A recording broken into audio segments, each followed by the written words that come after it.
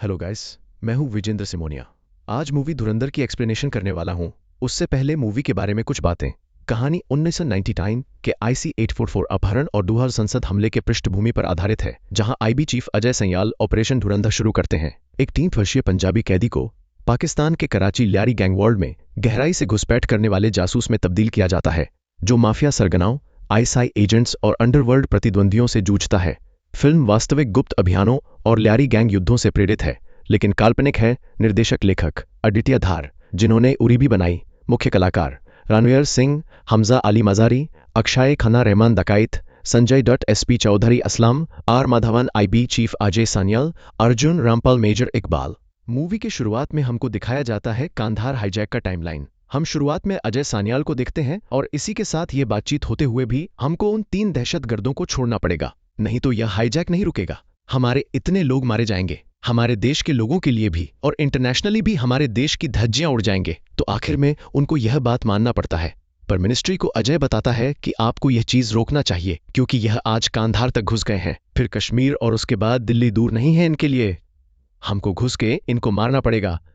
तभी हम देखते हैं कि अजय की बात को टाल दिया जाता है और डिफेंस के सेक्रेटरी द्वारा और अजय के प्लान को लूप होल पर डाल दिया जाता है। उसने एक डॉक्यूमेंट भी सबमिट किया था कि PM तक यह पहुंचे।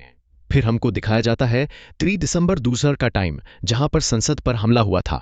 इसके बाद मानो पूरा इंडिया झंझोड़ चुका था। इसी के साथ IB चीफ भी। अजय फिर मिनिस्ट्री को बोलता है कि यह होना था। तब मिनिस्टर बोलते हैं कि PM बहुत ही नाराज है, हमको बहुत जल्दी स्टेप उठाना चाहिए था।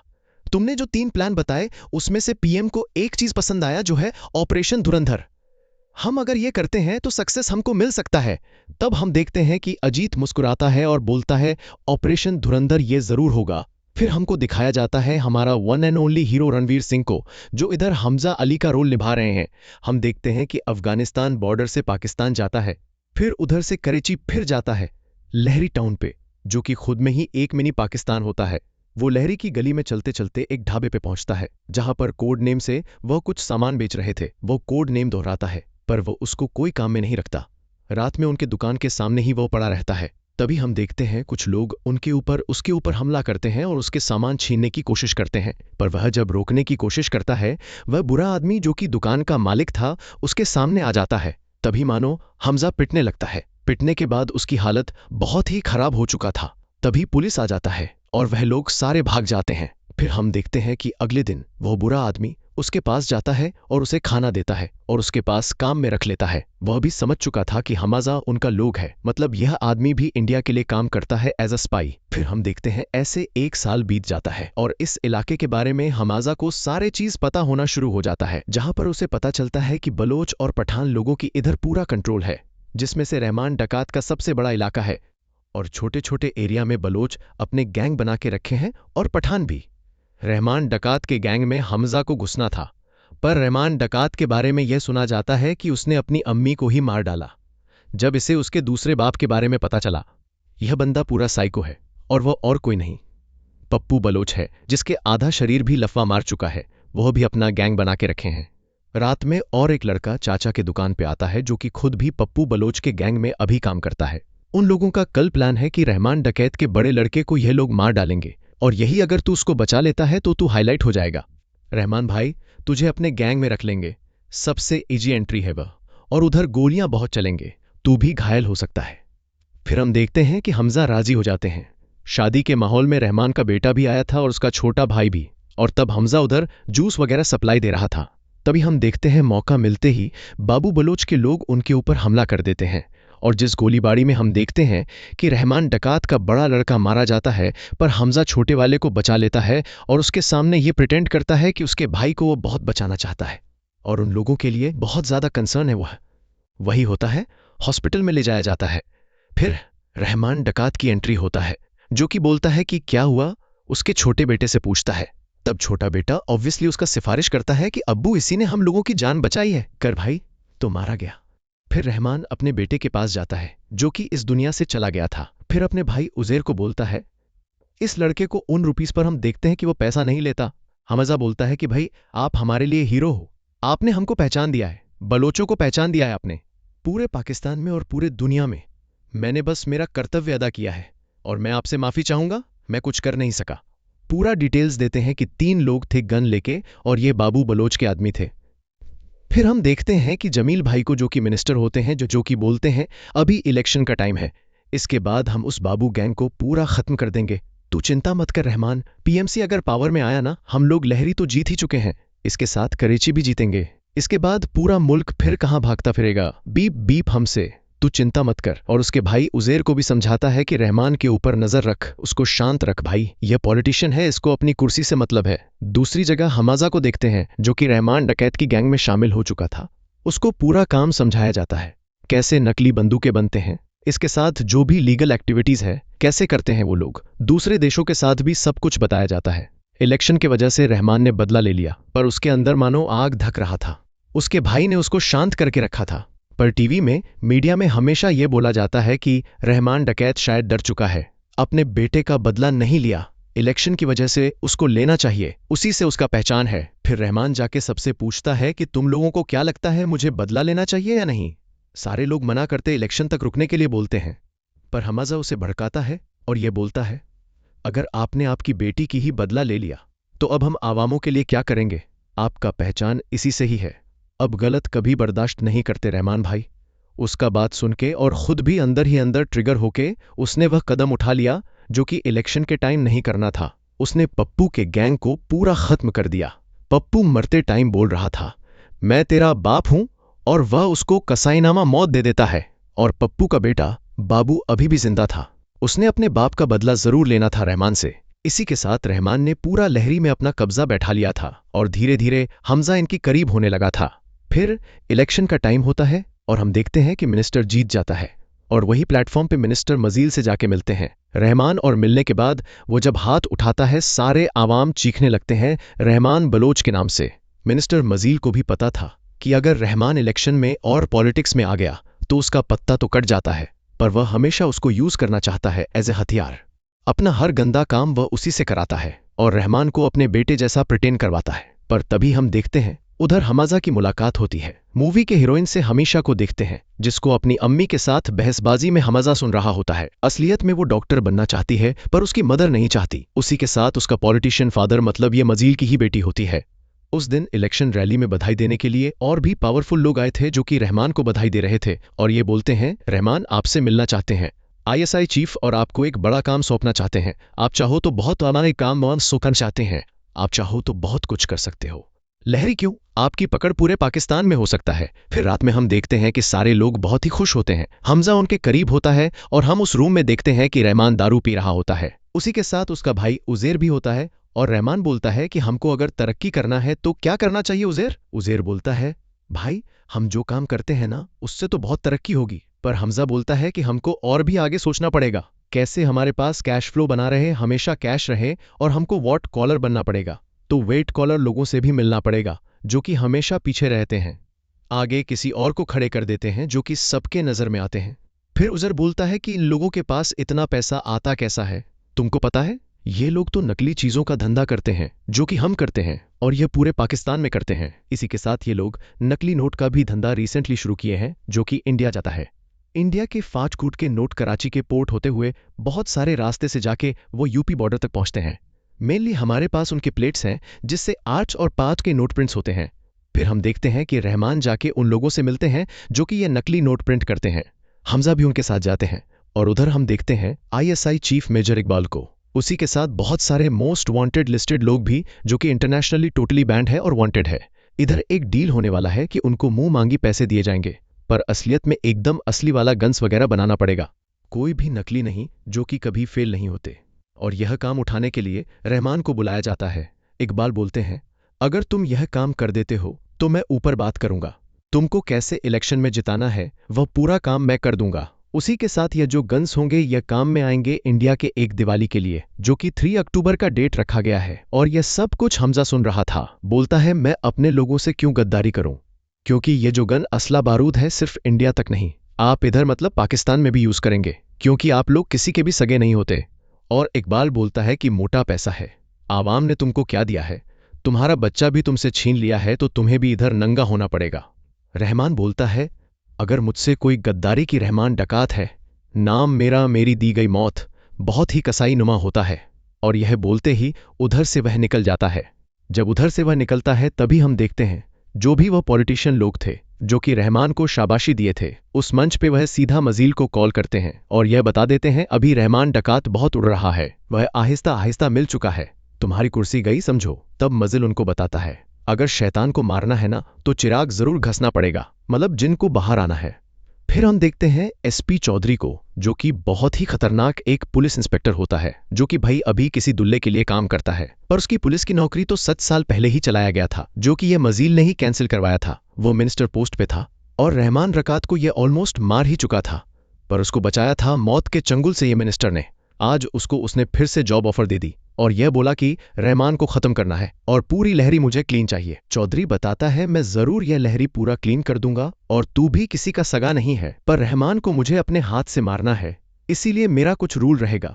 एक लहरी टास्क फोर्स बनेगा जिसमें सिर्फ मेरे आदमी होंगे, क्योंकि बाकी जो पुलिस है वह रहमान के लिए काम करते हैं, इसीलिए वह जगह पूरा खुफिया होगा और मैं किसी के भी ऑर्डर्स नहीं मानूंगा। पे पूरे परमिशन मजील उसे दे देता है। दूसरी जगह हम देखते हैं कि रहमान और बाकी के लोग बलोच यूनिट फोर्स से जाकर मिलते हैं, जहां पर से उसको असला बारूद उठाना था जो कि इकबाल ने बोला था आईएसआई चीफ ने, और वो जो गन्स होंगी उसमें रूसी गन की तरह खुदाई होगा, जो कि इंटरनेशनली सबको लगे कि पाकिस्तान का इसके अंदर कोई भी हाथ नहीं है, आईएसआई का तो दूर दूर तक नहीं। वो लोग बहुत ज्यादा खुश रहते हैं क्योंकि गन के जो ऑर्डर्स है उनको मिल जाता है, यह यूनिट पूरा काम कर देगा। दूसरी जगह हम देखते हैं कि अजय के पास खबर पहुंचता है पंचोन्स और जोर की नोट की। तब वह लोग तहकीकात करते हैं कि यह खेल कहां से हुआ। लंदन की एक कंपनी है जो कि यह सब कुछ प्रिंटिंग करती है, इंडिया के लिए भी और पाकिस्तान के लिए भी। यह लोग नोट प्रिंटिंग करते प्लेट्स बनाते हैं। तो जो मिनिस्टर थे वो बीच में अपना प्लेन खराब होने की वजह से दुबई रुके थे, उधर ही पूरा डील हुआ है। एजेंसी के सीक्रेट तरीके से यह सब कुछ पता लगाया गया। तभी अजय ने बोला कि हम उनको टेक्निकली हाथ नहीं लगा सकते, पर सब्र रखो, जरूर उनका भी बारी आएगा। हमारे इंडिया का खतरा सबसे ज्यादा इंडियन से है, पाकिस्तान से हमारा दूसरा खतरा है। दूसरी जगह हमको देखने को मिलता है कि अलीना और हमजा का प्यार बहुत ज्यादा बढ़ चुके हैं। हमजा ने बहुत ज्यादा कोशिश की अलीना के पास आने की। यह हमजा के लिए एक प्लान का हिस्सा था कि मजील क्या कुछ कर रहा है पता करने के लिए, पर बाद में सच में वो अलीना से प्यार कर बैठता है और अलीना को वह बोलता है कि एसपी चौधरी से हमको खतरा है, तो उसके ऊपर अपने पापा के ऊपर नजर रखो। वो तो अलीना अभी स्पाई बन जाती है और इनके ऊपर नजर रखना शुरू कर देती है। तो फाइनली रहमान डकैत को मारने का पूरा प्लान बनाया जाता है बाबू बलोच से मिलके और एसपी चौधरी से मिलके, और यह मजील पूरा खेल रचता है और यह वीडियो उसकी बेटी अलीना कर लेती है। बाबू बलोच जो कि पप्पू बलोच का बेटा होता है, वह बोलता है पहले मुझे रहमान का सर चाहिए, फिर पूरा लहरी और मजील उसे मानो तोहफे में यह दे देता है और पूरा खेल लचा जाता है। उसके घर में जो नौकर होता है उसके बेटे के खाने में कुछ मिला देगा, उसके पेट में दर्द उठेगा। जब वो उसे हॉस्पिटल ले जाने के लिए जाएगा उतने ही टाइम में रास्ते में हम उससे पकड़ लेंगे और यह लोग जब डिलीवरी देने के लिए जाएंगे वो असला बारूद होगा, 2 गुट 2 हिस्सों में बढ़ जाएंगे। सबसे ज्यादा अच्छा टाइम यही रहेगा।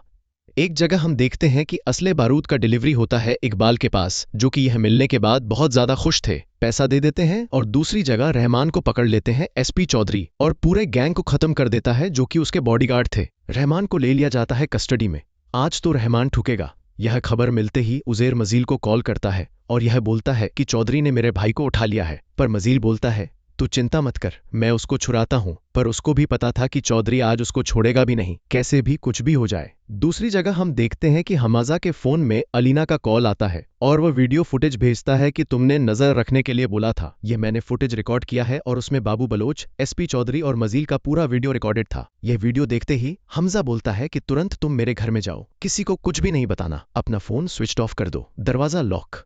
रहमान डकत को उठा लिया जाता है और उसको एक सुनसान जगह ले जाया जाता है। दूसरी जगह हम देखते हैं मजील को वह वीडियो भेज देता है हमजा और बोलता है अगर रहमान भाई को कुछ भी हुआ यह वीडियो बाहर आ जाएगा और तुम्हारी बेटी भी जिंदा नहीं बचेगी। मजील कॉल करता है एसपी चौधरी को। एसपी चौधरी बोल देता है अब मैं किसी की नहीं सुनूंगा। तब हम देखते हैं कि हमजा को कॉल करके बताता है कि एसपी किसी की बात नहीं सुनेगा, रहमान रकत का मरना आज तय है। तब लहरी टास्क फोर्स का सीक्रेट जगह किधर है? तब हम देखते हैं कि उधर हमजा उज़ैर पहुंचते हैं और लहरी पूरे टास्क फोर्स को कब्जे में ले लेते हैं, उनके ऊपर पेट्रोल छिड़क देते हैं और फैन से बांध देते हैं, और फिर वीडियो कॉल लगाता है और वह दिखाता है अगर आधे घंटे में रहमान भाई पुल के ऊपर नहीं आए, हमारे पास नहीं आए, तो ये सारे लोगों को जिंदा जला दूंगा और पंखा चलता रहेगा, सारा आदमी मरेंगे तेरे जो कि बिल्कुल निर्दोष है। तू क्या करेगा एसपी? जब तब हम देखते हैं कि नेगोशिएट होता है और उसको छोड़ना पड़ता है। रहमान उधर से निकलता है और इन लोगों को भी छोड़ा जाता है, पर एसपी के नज़र में हमजा मानो एक टारगेट बन जाता है। वो बोलता है, तू बारूद को ले खेल रहा है बेटा, तू जिंदा नहीं बचेगा। रहमान लौटने के बाद बताता है कि बाबू बलोच और एसपी चौधरी गले का कांटा बन चुके हैं, इनको उखाड़ फेंकना पड़ेगा। दूसरी जगह हम देखते हैं कि इंडिया में अटैक होता है ड्यू से टूमर पे, जो प्लान पोस्टपोन हो चुका था 3 अक्टूबर से। 3 अक्टूबर के बारे में बताया था हमाजा ने, इसके लिए अलर्ट थे, पर डुए से बचने के लिए नहीं, क्योंकि आईएसआई हेड को भी पता चल चुका था कि किसी मुखबरे ने इसकी खबर बाहर दे दी है, मतलब किसी एजेंट ने। इस एजेंट को उसने पकड़ लिया था और टॉर्चर भी किया था। हमजा का दिल दहल जाता है। उसी के साथ हम देखते हैं अजय का भी। उसके सामने डुए से अटैक हुआ जो कि वह सोच भी नहीं सकता। बार हम देखते हैं कि रहमान को टिकट मिल चुका था, वह अब इलेक्शन में खड़ा था। एसपी चौधरी मानो गुस्सा आ जाता है कि एक बार अगर वो इलेक्शन जीत जाता है तो उसे हम छू नहीं पाएंगे। दूसरी जगह हम देखते हैं कि हमजा अलीना को अपना पूरा मंसूबा बताता है। वो घायल था, पर वह बताता है कि मुझे पूरे पाकिस्तान में कब्जा करना है, तुम्हें अगर मुझे साथ देना है तो अभी रह सकते हो, नहीं तो यह घर छोड़कर तुम जा सकते हो। अलीना बोलती है, अगर घर छोड़ने की बात कहा तो नींद में तुमको मैं जला दूंगा, मैं हमेशा तुम्हारे साथ हूं। तो अलीना के अब्बू को बुलाने के लिए वो बोलता है। अलीना के अब्बू को वो वीडियो दिखाता है जहां पर हम बाबू बलोच और एसपी चौधरी और उसकी प्लानिंग को सुनते हैं, और वो वीडियो डिलीट कर देता है और यह बोलता है, कभी तुमने रहमान डकात इसके साथ बाबू बलोच और एसपी चौधरी को अपने गले का सांप बनाया है, जो कभी भी तुमको डस सकते हैं, पर तुमको कोई ऐसा आदमी अपने पास रखना चाहिए जो तुम्हारा खानदान का हो, तुम्हारे साथ हो और पूरे पाकिस्तान पर राज करें। मजिल जो है इशारा समझ चुका था, वो रिश्ते को जायज बनाता है और शादी का जश्न मनाता है, जहां पर हम देखते हैं एलिना और उसकी शादी होती थी है। इस महफिल में सारे लोग गए थे। इसी के साथ हम देखते हैं एक प्लानिंग फिर से होता है। ड्यू 6/11 के बाद जब ये लोग डिसाइड करते हैं, ये लोग 15 अगस्त को एक काम करेंगे जो कि पंजाब में होता है, और वही असला बारूद्दीन को चाहिए। रहमान मान जाता है तो उज़ैर को बोला जाता है कि डायरी में नोट बना दो, पर उज़ैर तब मानो नशे के हालत में था। तो हमजा नोट बनाता है और बोलता है कि 19 तारीख को हम लोग खाली है, 19 तारीख के डेट में हम लोग पूरा जो है डिलीवरी कर देंगे। रहमान अभी अलग अलग अच्छे काम करते हैं, जो कि दिखाना था पार्टियों के लिए और उसको इलेक्शन में जीतना था। उसी दिन असला बारूद उठाना था और उनको सप्लाई करना था, तो उधर उधर चला जाता है क्योंकि उसको ये नौटंकी भरा काम पसंद नहीं आता। तो हमजा रुकता है रहमान भाई के साथ और उसको गाड़ी से ले चला जाता है। रहमान के आगे पीछे गार्ड होते हैं, पर मौका देख के सुमड़ी से वह अलग से जंगल के एरिया में गाड़ी को मोड़ देता है, और रहमान के और बाकी भी लोग तब थोड़ा सो रहे थे क्योंकि हमजा के ऊपर उनका पूरा भरोसा था। पर रहमान का नींद टूटता है और वह पूछने लगता है कि कहाँ से जा रहा है। पहले उज़ैर पार्टी से माल लेने के लिए गया है, पर रहमान को उसके ऊपर शक होता है और उसके ऊपर हमला कर देता है, और बाकी के लोग भी गाड़ी के अंदर बहुत हाथापाई होता है और गाड़ी भी टकरा जाता है। हमजा बहुत ही घायल था और बाकी के लोग भी। तभी हम देखते हैं यह पूरा प्लानिंग था। एसपी चौधरी तब अपना गाड़ी ले आता है और उधर फायरिंग शुरू हो जाता है। हमजा जंगल की तरफ चला जाता है एसपी को बुलाने के लिए, और उसके पीछे रहमान के लोग भी। उन लोगों में भी जंगल के बीच बहुत फाइटिंग होता है, पर हमजा उधर जीत जाता है और उधर से लौटता है। दूसरी जगह एसपी चौधरी और रहमान डकैत के बीच में भी रहमान उसके ऊपर भारी पड़ रहा था, पर आखिरी बात पर हम देखते हैं हमजा आता है और एसपी चौधरी को तो बचाता ही है और रहमान को जान से मारता है, पर वही थोड़ा बॉडी जिंदा रखता है बाहर जाकर नाटक करने के लिए। वो गोटे वालों को रुकवाता है, हॉस्पिटल जाकर नाटक करता है कि बचाने की वह कोशिश कर रहा था।